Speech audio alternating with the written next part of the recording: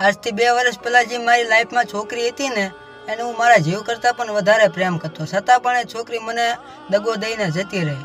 મારે એને તો કાંઈ નથી કહેવું, એની લાઈફમાં ખુશ રહે. એટલે મને એવું થયું કે હવે કોઈ દિવસ પ્રેમ છોકરીને ન કરાય. એટલે એ છોકરી મને રિલેશનશિપમાં છોડીને જતી રહી.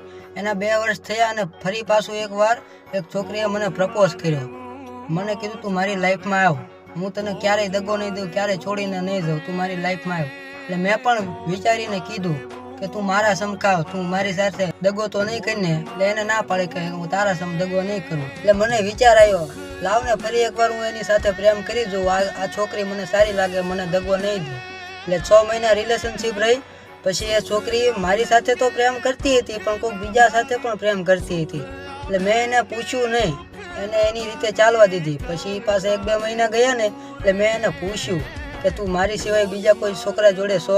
એને મને ના પડે કે તારા સમ. મારા માથે હાથ મૂકીને એને કીધું કે હું બીજા છોકરા સાથે નથી.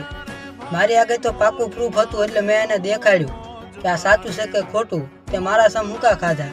એટલે એને મને કીધું કે સોરી, હવે ક્યારેય નહીં કરું, મારી ભૂલ થઈ ગઈ. મારી લાઈફમાં જે પહેલાં છોકરી હતી એના જેવી મેં તને નથી ગણી, પણ તોય તે આવું કર્યું મારી જોડે.